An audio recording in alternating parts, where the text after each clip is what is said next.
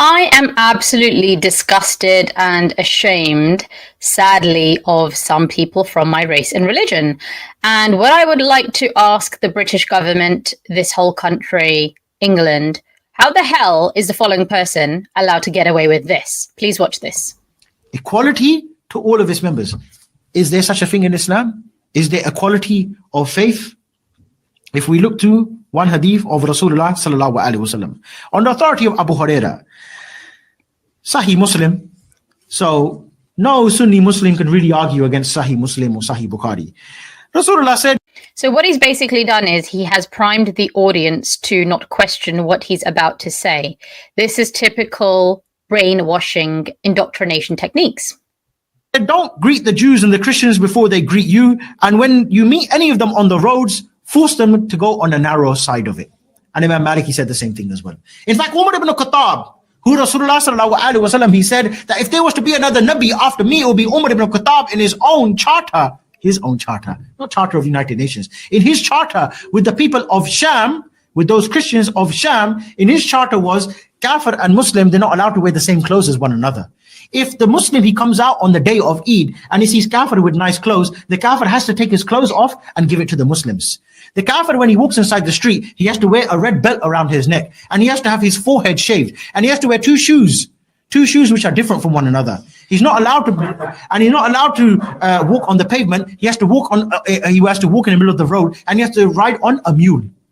And that's only for the adults, not for the children. And you can see how Islam would make the child become a Muslim. The Kafir, or the child growing up in a state of kufr, he will turn to Islam. Why? Because the child will be walking along with his dad. He said, Dad, yeah, why you got your forehead shaved? I don't know whether these Muslims, they make me do it. Why you got to walk? Why can't you ride the animal? Like the Muslims, they ride the animal like this. Why are you walking with both legs dangling on the side of the donkey? Why is it every time the Muslim comes to you, he asks you for your clothes, you give it? Why is it every time he tells you to get down from the horse, you have to take it? And not only that, he said the kuffar, they can have their churches. They can have their churches. I'm sorry, Juma, this is so disgusting to even listen to, and it's so difficult. And I'm sure the viewers are going to find this difficult, but we need to listen to this because he has spoken this, and it seems to be in the United Kingdom. What's disgusted me is, of course, he's talking about humans as kufr and kafir and all this, and basically he's talking about Christians and Jewish people in particular, because he mentioned that. But also, he's talking about humans as if they're not humans. He's talking about them as if they are subhuman, and he actively seems to be promoting this. What is even more disgusting are the people who are listening to this and snickering and laughing. I mean, what type of people are sitting there listening to this? But they're not allowed to ring the bell. And if a Muslim, he's walking by, let's say, for example, a Muslim's been on Edgware Road, for example. He's had some nice shisha, some nice steak, no hubble bubble. We don't deal with anything like that. And he's walking along and he's rubbing his belly and he's like, oh man, I don't want to upset my wife tonight. What he can do, he can go to the church, knock on the door. John, let me in. Okay, no problem. John has to put up Abdul Ghafoor for the night.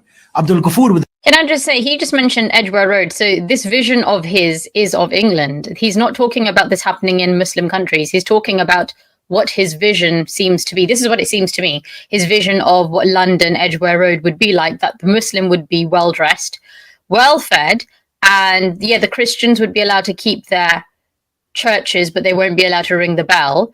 And a Muslim can just turn up to a Christian's house and want to live there, and the Christian person is going to have to allow that to happen. The interesting thing here is, this is what Palestinians accuse Israelis of doing, of coming to the house whenever they want, in terms of the soldiers, and staying the night.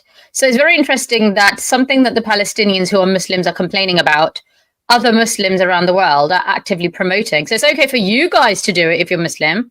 Oh, disgusting. With his big belly, having his nice kebab, John has to open up the church and he has to go there and sleep there nice and comfortable and say, all right, John, thank you, and then carry on going early in the morning. Which wife is going to live with John under that type of circumstances? What kind of honoring is this for me to live with John and Abdul Ghafoor comes every Friday night and sleeps in our bed as well? Of course, because sunnah is to look after the guest, isn't it? I can't make you sleep on my floor if you can't. You're a Muslim, by the way. So what about when Abdul Ghafoor goes to John's? He's mentioned the word dishonoring himself. So that's what he seems to be promoting, dishonoring of non-Muslims. House. John sleep on the floor and I'll sleep on the bed. What's going to happen? Tracy's going to be on the floor thinking, my husband, he's got a forehead shaved, and this one, look at this one, khatab, mashallah. Which one's more attractive? We're not gay. I'm just saying. A man with Which one's more attractive? The Muslim in this example is definitely the one who is not attractive at all.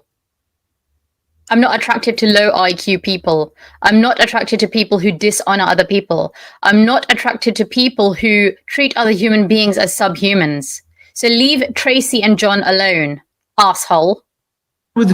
with his forehead shaved and one belt around his neck and two different colored shoes, or Amir Khattab. Amir Khattab, we're talking about here now, with that nice Chechen hat, big beard, you know, a bit to the side. Yeah, and he's got the badge. I don't like pubic beards. Just there, la ilaha illallah, la ilaha illallah. Yeah, and he's got a big gun and he's got a big camouflage jacket on, nice boots. Big gun in Edgware Road. Gloves as well. Even if he's got a couple of fingers missing, still looks attractive. Yeah. What's Tracy going to do? John's in for a problem. He just... Here we go. They're after the white women again. Disgusting. Let him in for a kebab. He lost his own wife as well. So everyone's going to become Muslim. That is, my dear brothers, the Islamic State. He really believes everyone's going to become Muslim because of that. That is just the most stupidest thing. I thought people would want to become Muslim because they believe that this is the last word of God in terms of the message, and that they believe in the message, that they believe in the messenger, and they believe in Islam, the religion. But it's really strange that he didn't mention God in this at all. He didn't mention the messenger in this. He didn't mention the message in this. So his vision of converting people has nothing to do with God. There's no God in it. There was no goodness in it. There was no kindness in it. There was no humility in it. Anyways, I'm so ashamed of people like this. And Elon Musk did tweet this. And a lot of people have looked at this on X and have been speaking about this now again, sadly, because these are people from my race and religion who keep spewing hatred. And these people themselves are the cause of Islamophobia.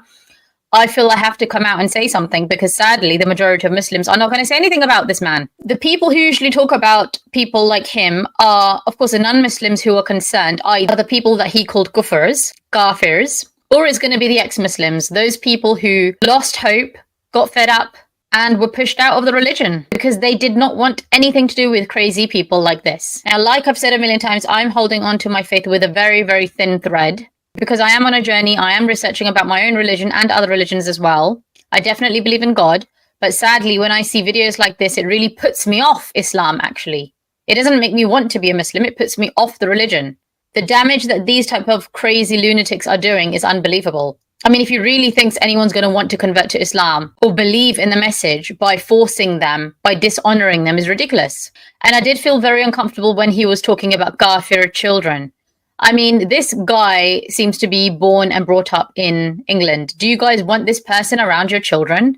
This is what he thinks about your children. It's disgusting. If you're a non-Muslim, this is the psychology of this crazy lunatic. Now, what I want to understand is how the hell is he allowed to get away with this? Why is he still in this country? Can we do anything about potentially deporting him, even if he's born here, if he's got a nationality of another country? Like, can we just get these people out? Now, sadly, the following video, although will be troubling, may be able to highlight the issue more. The problem is deep-rooted, guys. Please watch this. He will probably be aware that our close allies in the United Arab Emirates, at the start of this year, have prescribed 19 organisations for their links to the IRGC and to Iran. 8 of those organisations are headquartered in the UK. Will he therefore give a commitment to the House not to take action today, but will he review what has been decided by our allies and take action to prevent those organisations operating terrorist activities in the United Kingdom? Minister. Well, I'm grateful to him for raising what I think is a very important matter. I can say to him that I was in the United Arab Emirates on Friday, so I am very well versed in the points that he has made. I think I have responded on that particular issue in the House previously, giving him assurance that we'll look very closely at it. I'm very happy to discuss it with him further. So 8 of the terror organizations, their head office is in England. What the hell is going on? This is what I mean. Why are we allowing this to happen? It's like we're allowing this to happen. It's like we are a pushover. It's like we have no self-respect left. Why the hell are we putting up with this shit? Look, if you give Islamic extremism a free rein, people will go crazy with the different versions and will take it to the extreme if you allow people to take it to the extreme. The Arab countries like Saudi Arabia, UAE, keep close checks and tabs on extremists. They don't let it prevail. They don't let it fester. Why are we putting up with this in Europe? Why are we unable to clamp down on this nonsense? There are, of course, good Muslims, i.e. Muslims who are good human beings, who are not extremists, who are contributing, and they probably do love this country as well. But sadly, we are all distracted by the antiques and the activities of the Islamic extremists. And that tarnishes the reputation of all Muslims, sadly. So it is the Islamic extremists that are causing Islamophobia. I think all good apples of all races, all faiths, including Muslims, need to unite in this country, England. And I think together we will be stronger and we can fight these lunatics. Anyways, that's it, guys. Please do not forget to like, comment, and share. And do consider joining as a member if you can. And do let me know your comments in the comments box below. Thank you very much.